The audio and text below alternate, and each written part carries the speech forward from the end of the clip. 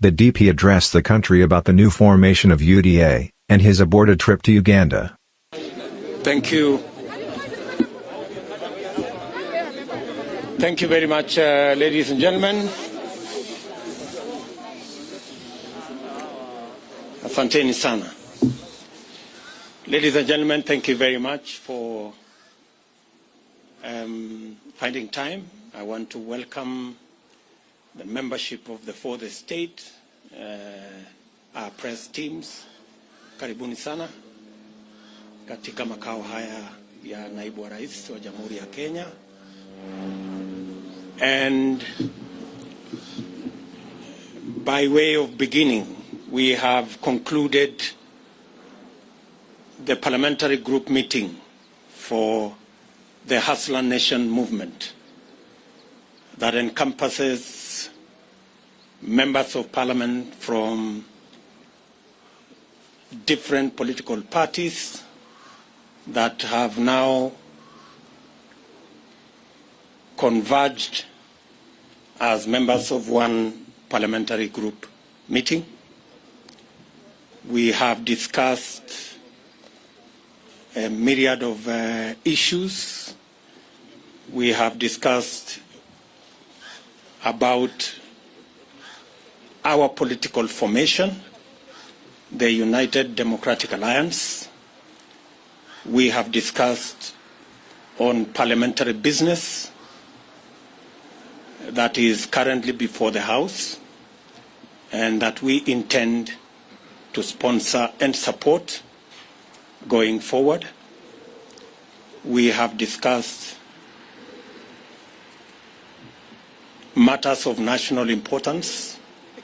We've had a long discussion on the current situation in the country, especially relating to the COVID-19 pandemic that has ravaged the country. We took the position as a team when the Ministry of Health announced the surge in numbers to reschedule all our public engagements until further notice, as I announced formally on my social media platform. We've had also an in-depth discussion on matters to do with what we believe should be the current engagement on managing the COVID-19 pandemic, especially with reference to vaccination. And we are going to make a statement about that. We also appreciate this political situation in the country, and we've also discussed on other matters of housekeeping and how we intend to engage the public in our responsibilities, different responsibilities as members of parliament, as senators, and as leaders in the Republic of Kenya. Ladies and gentlemen, we have a short statement that we are going to make. We appreciate that, as we said about 2 years ago, that it was the intention of this team to change the political conversation in our country. We are very proud and happy that finally the conversation in Kenya has changed. And today we are not discussing about constitutional change. We are discussing matters economy. That we are not engaged in an exercise of trying to create positions for leaders, that we are in the passionate engagement to see how we can create jobs for ordinary citizens.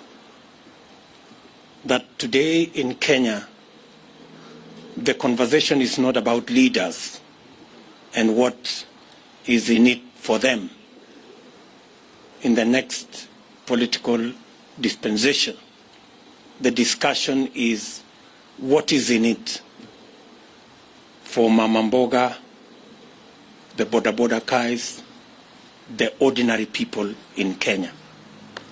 We are very proud that while in the past we were discussing about the Prime Minister and Deputy Prime Minister and other positions, today Mama Mboga has taken the center stage. And the Boda Boda guy is at the heart of the political conversation in Kenya. We welcome our competitors who have graciously accepted to join us in the conversation about the economy of our country, about ordinary people, about jobs, about enterprise. We want to tell them we are ready and we want to engage in that conversation that is going to bury forever the politics of ethnicity, the politics of division and hate, and is going to elevate our political competition to the realm of issues that would make a difference in the lives of the people of Kenya. We understand that our competitors have criticized matters to do with the economy and matters to do with our bottom-up model. We welcome all the criticism because it is an avenue for us to improve on our model. And while we are at it, they should equally explain to the country how their trickle-down economic model that has not worked for the last 50, 60 years is going to work this time round. It is a healthy conversation. We want to persuade them to remove insults and the reference to bottom-up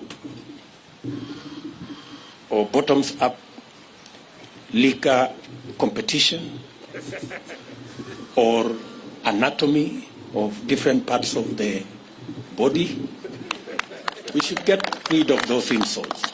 Let us have a healthy competition, a conversation about the economy of our country. Kenya will be a lot better, and Kenya stands a chance to be greater when we all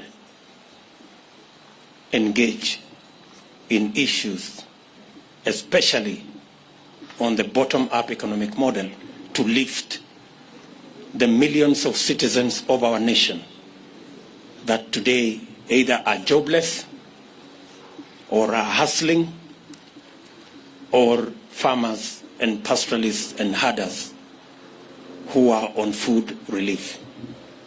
It is our very considered view that our focus on these 15 million Kenyans will not only help us broaden and expand and recruit new taxpayers. We will have the necessary, they will help us to raise the necessary resources to run government, and also the necessary resources for us to retire debt that is becoming a crisis in our country.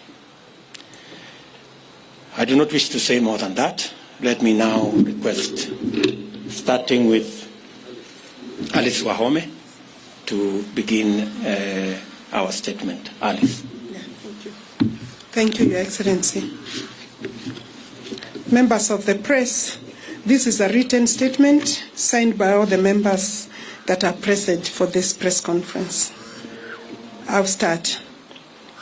Kenyans desire a new, inclusive, people-centered conversation on the future of our nation. That's our title. The governing Jubilee Party has collapsed.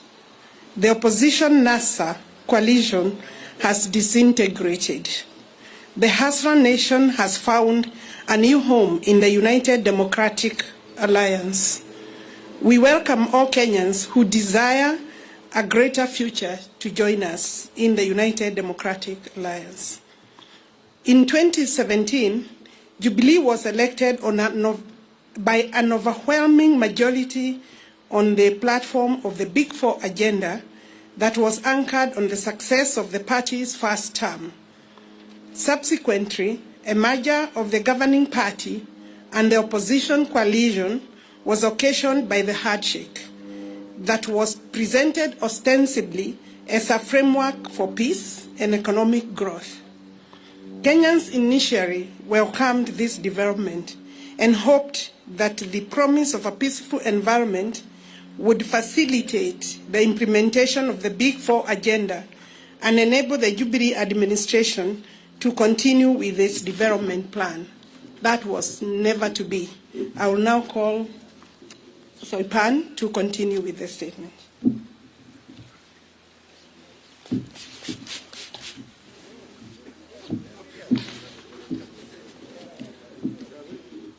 Sadly, this framework degenerated into an unnecessary, arbitrary, selfish, and unconstitutional attempt at changing the Constitution that occasioned unlawful and unbudgeted expenditure of billions of shillings of public resources that are to date unaccounted for and are a subject of the Auditor General's inquiry. Little wonder, a recent survey has shown that 72% of Kenyans believe that the country is headed in the wrong direction. For 4 good years, the country has been engaged in the BBI process, characterized by hubris, chest thumping, blackmail, intimidation, and bribery. In this process, party parliamentary committee leadership and members who were perceived to be disagreeable to this scheme became victims of a vicious purge and expulsion. Besides, the criminal justice system, Kenya Revenue Authority, and other state agencies were mobilized and weaponized to intimidate, blackmail, victimize, and persecute leaders, business people, and ordinary Kenyans perceived to be opposed to this unconstitutional order, BBI, and its anti-people recommendations. This provided a leeway for the attempted vandalism of the Constitution of our country. Fortunately, the judiciary made a very profound decision affirming the supremacy of the people, their Constitution, and independent institutions. Honorable Cecily Mbarire.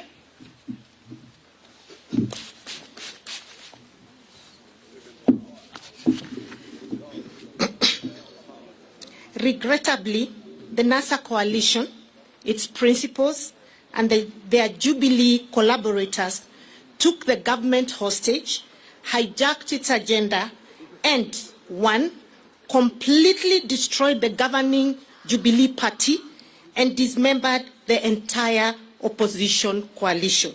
Two, emasculated Parliament, undermined the rule of law, threatened the independence of the judiciary, and emboldened impunity. Three, sabotaged job creation, universal health coverage, food security and manufacturing, thus cutting the entire Big Four plan. 4, criminalize hustler enterprises in places like Nyamakima, Gikomba, Kamukunji, Kirinyaga Road, and River Road, amongst others. 5, presided over the brutal or inhuman evictions and demolitions of the vulnerable and destruction of private property in places like Kariobangi, Ruai, amongst many other places across the country. 6, mismanage the economy, leading to stockpiling of public debt to unprecedented levels that has occasioned the current economic crisis that our country is facing. I wish to call upon Honorable Benjamin Tayari. Thank you. Thank you. Our approach towards a bottom-up economic and governance model. To address this sad and grim state of affairs facing our country, the Hustler Nation, forged by the people in the diversity from all parts of the country, here represented by leaders from across the political divide, believe in a new economic and political paradigm that prioritizes 1, bottom-up over trickle-down economics. 2, the people over their leaders. 3, empowerment over power sharing. 4, jobs over positions. 5, enterprise over patronage. 6, economic transformation over opportunistic constitutional amendment. I hereby call Honorable Mabonga to continue.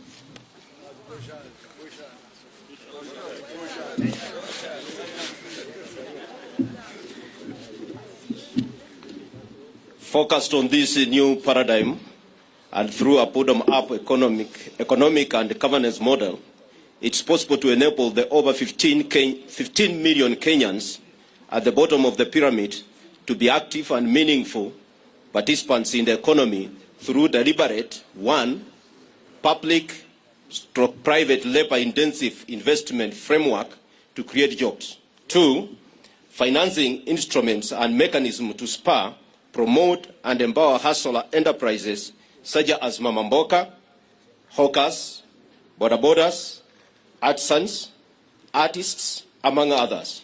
And then 3, facilitation and enhancement of productivity of farmers, pastoralists, fisher folk, and other actors within agriculture value chain.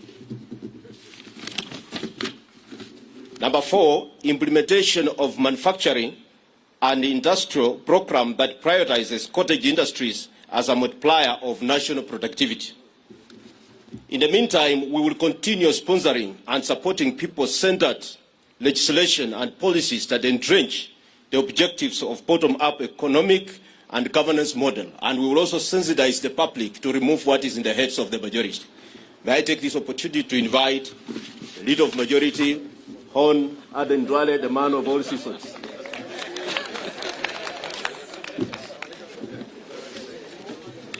Thank you, Member for Bumula. It is our considered view that to open up the economy, and this is on COVID-19 pandemic, as the PG, we have deliberated the matter, and we are saying it is our considered view that to open up the economy and to facilitate economic activity among our people, especially for the millions of hustlers, it is imperative on the part of government to proactively and decisively deal with the COVID-19 pandemic. Currently, our country in the world is focused on the speedy mass vaccination of its population. We expect the Ministry of Health to, without any further delay, to roll out the vaccination of Kenyans with immediate effect, as earlier communicated by government and more so by His Excellency the President. Through mass vaccination, we can save lives and progressively reopen our community, our economy, the way it has been done in many other countries. That is the end of our statement from the parliamentary group. We had 135 members of parliament from both houses. 15 have sent their apologies. We have 2 of our governors, the governor for Turkana, Governor Nanok, and the governor for Nandi, His Excellency Governor Sang. And I think you have heard what the PG has discussed. Any other question you want to ask, if it is not part of our statement, that means it was not an agenda and we will not discuss it. But I think, as the Deputy President has said, mine is to send a message to our competitors, because the election is about 1 year to come. They believe in constitutional reforms and constitutional change. We believe the priority is the economy, and more so the bottom-up economic model. They believe in ganging up and forming tribal chieftain. We believe in a unified, unitary state, politics based on and space created for all Kenyans. They believe in sharing of positions, and that's why you see each one of them. They have no agenda, they have no manifesto, they have no economic model. Some are saying, my business is to deny William Ruto the presidency. That is the agenda of one of the leaders.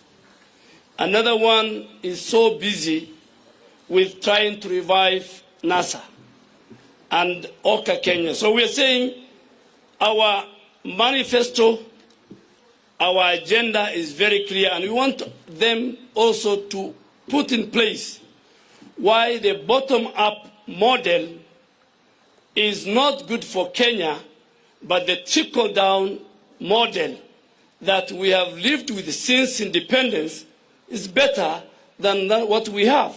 So that should be the discussion. That should be the narrative. So we want the people of Kenya to choose between us and them based on very informed social, economic, political models. That's it, I think. If you have 1 or 2 questions, then before we leave. Yes, from KTN. And it should be something on this statement. Thank you, and very good afternoon. Chris Taylor from KTN. 2 questions.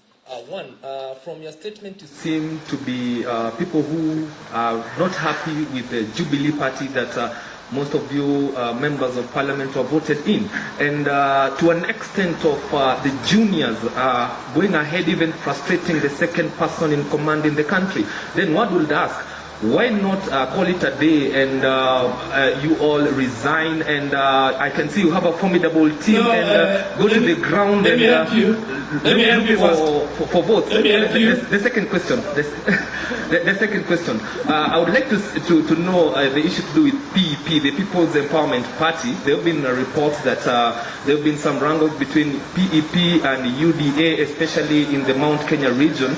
And that's the reason why the Gatundu South Member of Parliament, Moses Kuri, is not around. Maybe you can confirm that. I think the first one, let me tell you, the members sitting behind me are members of United Democratic Alliance.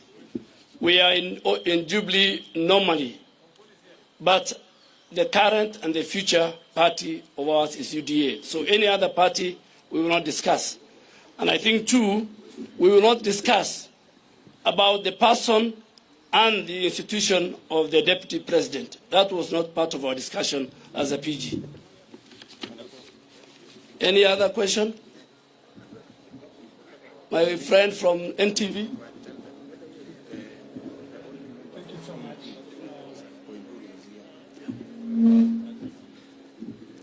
Thank you so much.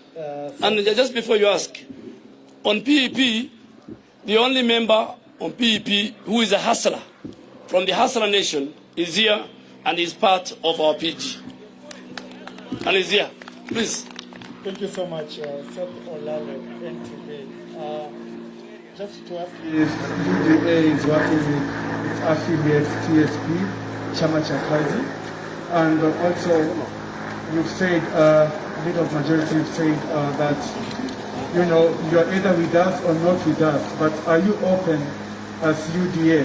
now that we're going into a general election and we have a tradition of, you know, transfer of members of parliament and even politicians to other coalitions? Are you open to work with other coalitions such as OCAN, the rest? Thank you. Thank you very much, Mr. Olale. As has been communicated to you, that was not part of the discussion today. So, at an appropriate moment, when that becomes a subject of discussion in our PG, we will ably respond to what you have said. So please hold your horses. Any other question? Yes. My question is about bottom-up. Can you be able to emphasize? We know the numbers of the youth in this country, they have no job. Can you be able to emphasize how are you going to improve that economically? Good question. Good question there. If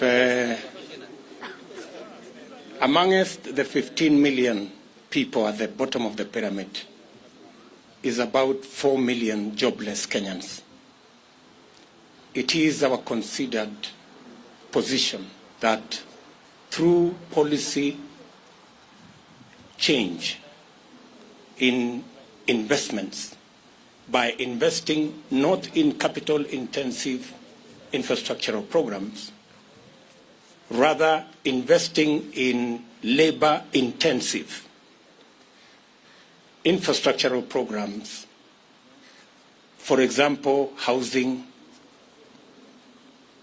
cottage industry, agro-processing, value addition, informal manufacturing, we can create millions of jobs. I know the question many people ask, where are you going to find the money? Let me tell you, we didn't have to look for additional money for us to do the 10,000 kilometers of roads we have done. We changed the model of building roads. We didn't have economic model.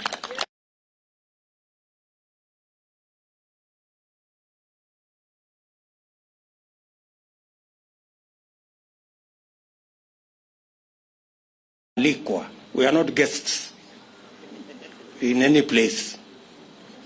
We join parties by choice, and you live by choice. So, one last more. Leto and yes, Sema Leto. I'm Hyper from.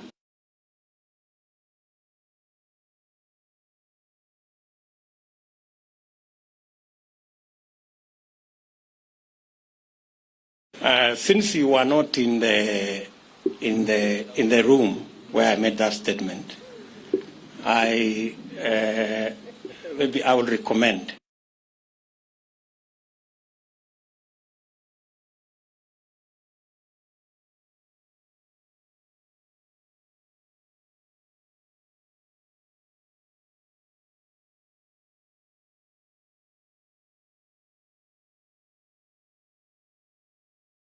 Biashara kuwapa mikopo yenye riba ya chini biashara